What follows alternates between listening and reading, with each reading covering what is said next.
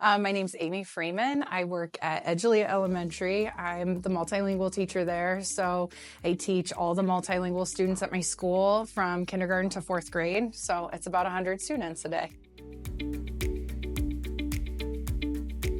I love my profession because I love seeing students feel good about themselves. I love it when kids come in and they might be unsure or unconfident or maybe even lack some self-esteem. But then when we're able to work together, I can see the growth, and then eventually I can see that confidence burst out. And that's definitely my favorite thing. So I actually started at Jeff. So I'm born Bronco. I was born and raised in Lafayette, and I got into teaching because I really wanted to teach from third grade on. I moved to Edgelia actually in third grade, where I'm at now. And I had Mrs. Jeanette as a teacher, and I just loved Mrs. Jeanette's class. I felt so safe and comfortable there. And I knew that was a place that I loved to be. And then as I grew older, I realized I wanted to be a teacher too. And so at Jeff High School, I had the chance to be a part of what's called the Strive program, and now it's called peer tutoring. So I was able to go to Durgan Elementary right across the street from Jeff, and I volunteered in every single class, every single grade. I just wanted to figure out what grade I wanted to do, and I wanted to just expose myself to everything. And then that's how it all began. I feel like the characteristic that now I'm focusing on for my students is definitely kindness and advocacy. So I want my students to lead with a kind heart, but then I also want them to be able to stick up for themselves and stick up for what they know is right and what's in their best interest, their family's best interest. I think that it's important that they learn they have a voice and how to use it and how to get people to listen effectively. I had a fourth grader last year who we take what's called the WIDA test. And the WIDA test is how my students show their English proficiency. So all of my students have a different native language other than English.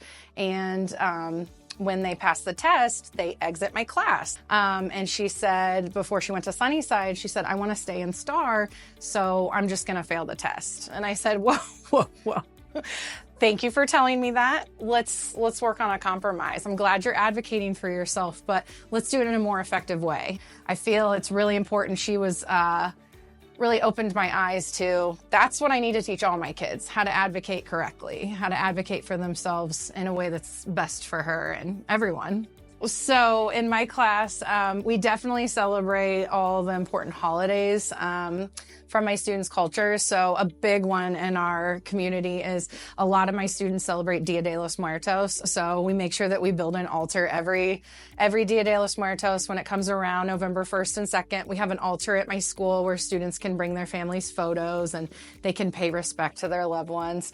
And I feel like things like that can help connect them between home and school, because a lot of my students have their ofrendas at home. So they'll bring in their photographs of those, they'll share them with the class. We put those ofrendas up in our classroom, but then we also have one at school. So they can celebrate their loved ones several places. And so I think it's just a really nice way for students to be connected with learning. So they're doing that through reading, writing, speaking, and listening. Those are our 4 domains that we practice when we're learning English. And then it also connects them with their culture. Basically, I look at life like a runway, and like I want to help my students put on their crown. I want to help them straighten it, and I want to help them walk with confidence. I want them to be able to do things and know that they feel good about themselves and know that they have purpose in life. So I think that's the most relevant thing for me.